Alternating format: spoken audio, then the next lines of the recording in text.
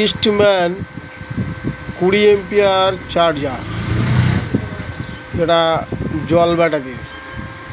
এবার এই চার্জারের প্রবলেম হলো এম্পিয়ার 10 থেকে 12 এম্পিয়ার নয়, এম্পিয়ার 10 থেকে 12, এর থেকে বেশি এম্পিয়ারে চার্জ হচ্ছে না। আউটপুট 55-56। এসি সেন্স ঠিক আছে, পিএফসি ভোল্টেজও ঠিক আছে, সব ঠিক থাকার পরেও 10 থেকে 12 এম্পিয়ার। এটা আমরা এখন ঠিক করব। এটা আমরা ঠিক করার পরে আবার ভিডিওতে আসছি।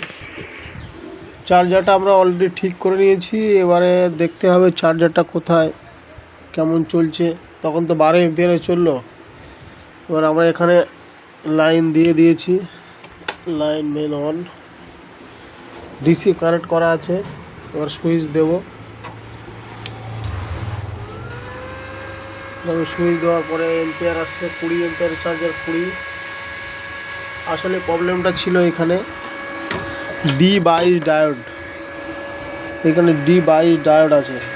এই D22 ডায়োড আছে এখানে, একটু জুম করে দেখায়। D22 ডায়োড, আর এখানে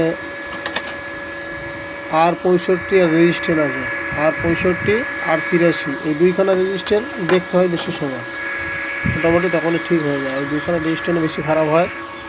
আর এসি সেন্সটা দেখতে হবে 30 থেকে 32 ভোল্ট আসছে কিনা। তিনটা দেখলে মোটামুটি এম্পিয়ার কন্ট্রোল ঠিক হয়ে যায়। আজ এই পর্যন্ত।